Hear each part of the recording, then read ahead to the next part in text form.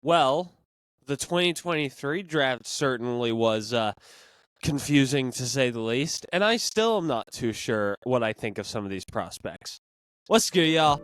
Welcome back to the Titans Rundown. I am your host, Micah McCamey, and in the last episode, we talked about the top 5 defensive breakout candidates, or we talked about defensive breakout candidates, and we gave our honorable mentions. And my biggest breakout candidate, well, you're going to have to figure that out by going to the last episode. I'll have a card right up here. Anyway, so here's the issue. The Tennessee Titans, here's today's episode. The Tennessee Titans had the draft last year. It was my first ever Titans Rundown episode. So that draft will always have a soft spot in my heart, even if it does end up being complete trash. But, man, I don't know what to make of this class, because there are some guys in here that are just completely unproven, and then there are some guys in here that are really good, and there are some guys in here that I'm just like, oh man, I may have given them too much love with the grade I gave them. But anyway, let's get into today's episode. Starting out with, I know that I got rid of that 2.5 to 3 minute section whenever I talked about other things going on outside of sports, but I just one more time, I gotta bring it back, because I gotta talk about the EA Sports College Football 25 Dynasty trailer. It released today, and let me tell you, I have never felt more optimistic about the game. It looked good. It looked deep. It looked fun. Now, obviously, one of the only things I need is that I need somebody to teach me how that pyramid works with coaching tree stats. But apart from that, yeah, I'm really excited for that. Transfer portal looks good. They have the 12-team playoff, which is great. So that's really all I got to say about it. I just wanted to get that out of the way. But anyway, let's get into today's episode.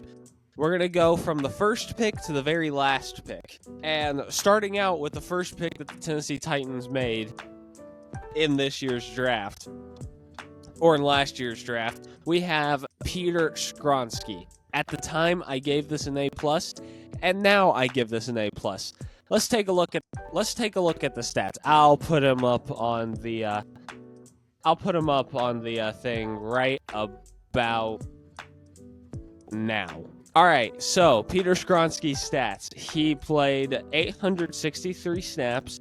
He had a single penalty, and he allowed 5 sacks. Now, I know that a lot of people are probably going to look at that stat line and be like, oh my gosh, this dude was horrible. But here's the thing. He was actually still really good. The last game of the season, he was an absolute mauler. He had a little stretch of games where he only allowed 1 sack. Most of his allowed sacks were just welcome to the NFL moments. So, and he also had to block with the worst left tackle in all of football. Both of them. It wasn't a fair rookie season, and who knows, maybe in the sophomore year he's going to have to do a little bit of carrying with J.C. Latham because he is a rookie, but I will bet you my bottom dollar that he will not have to do as much carrying as he did with Andre Dillard or Jalen Duncan. So, anyway, that was just my thoughts. Also, Skronsky has put on some weight. His appendectomy surgery probably hurt his rookie year too. So I could see Skronsky, coming out this year and potentially being an all-pro left guard. I genuinely mean that. So overall, I gave this pick an A+ at the time. I give it an A+ now. This is one of the things that I got dead on. And this is the only thing I got dead on, but it's one of the only things I even think I got right. All right, moving on to the second pick. We have Will Levis. I remember whenever I recorded this episode, I took a deep breath before I did this one, because it was so controversial at the time. And my grade that I'm going to give him may be a little controversial. At the time, I gave him a B-, I believe, because I thought it had potential, but I was just so mixed on what would end up happening with him. But now I give it an A-. Now, I know that a lot of people are going to be like, man, you don't know what you're talking about. This should be like an A+ or an A. We still don't know if he's going to be good or not. He showed flashes last year, and I do think that he is the guy. But there's a very solid possibility that he ends up just being absolutely horrible. So, to me, I feel like that we still can't grade this one completely fairly, but let's take a look at the stats real quick. The stats will pop up on the camera right about now. All right.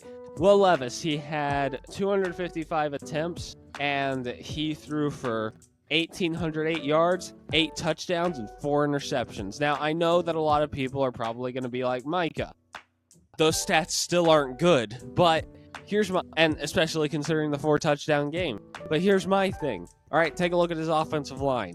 It's the worst in the league. Second worst, because, Giants had a historically bad offensive line, but one of the worst in any other year, it would have been the worst offensive line in the league. And let's take a look at his receivers. He had DeAndre Hopkins. He was good, but it's not like he had anyone else outside of that. Like, if Treylon would have broken out, then I would be like, okay, these stats aren't really that impressive. But Treylon was not good this year. So, Treylon wasn't good. NWI is just a okay receiver, nothing more, nothing less. Like wide receiver 4 at most. Chris Moore may have been one of his best receivers. Chris Moore, a dude that is barely even on the depth chart in Arizona right now. He made big catches, don't get me wrong, but that does not mean that he was a good wide receiver. Like, he had a horrible weapons. He had an okay defense, and he had good running backs, of course, but he didn't have anyone to distribute the ball to, and whenever they did get open, he wouldn't have time. He had to create for himself. So I think that this is going to be great, and next year I'll be like, man, why did I give that pick an A-? I should have given it an A+. But as of now, I got to give it an A- because I just don't know what's going to happen with him. Anyway, moving on to the next pick, we have Tajay Spears. At the time, I gave this an A-, and this one was actually pretty good on me. I bumped it up to an A, though, just a little bit, but this was a good grade that I did. So, yeah,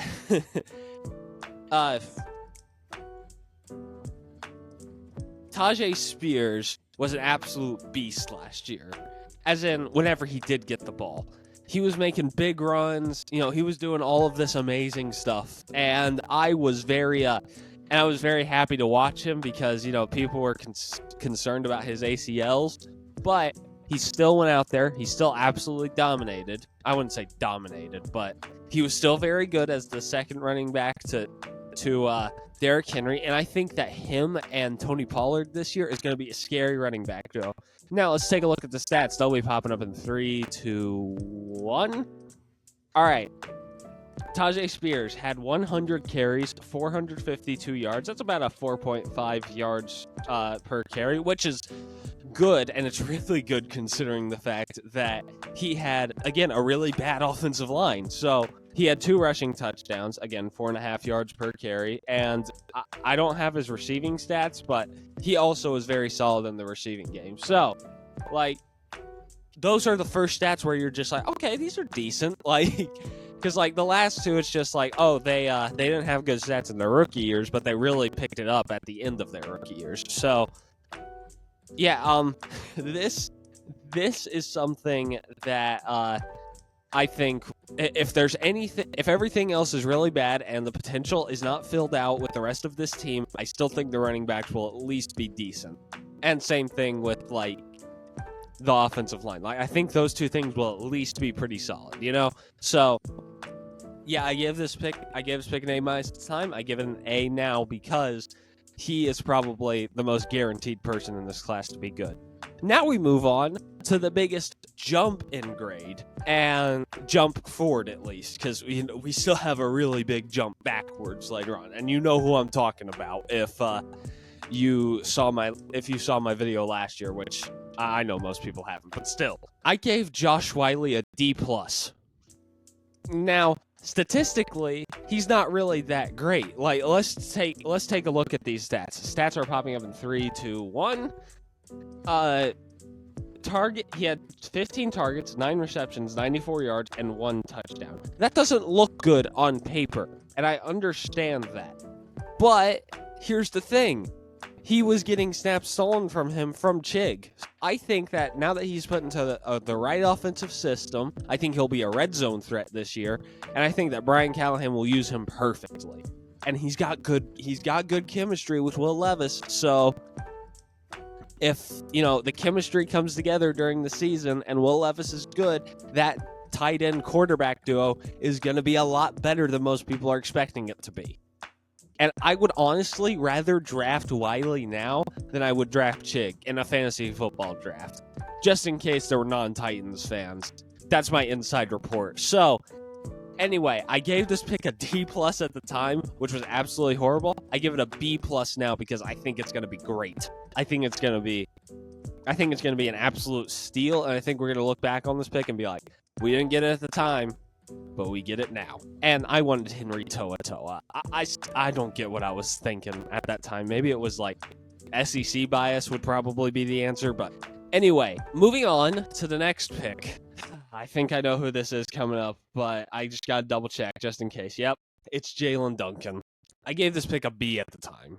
This is the absolute worst grade that I have ever given to a Titans player, like positive or negative. Absolutely awful, horrible. What was I thinking? All right, stats are popping up for him in 3, 2, 1. He played 364 snaps, not that much. He had 4 penalties, not too horrible, and 9 sacks.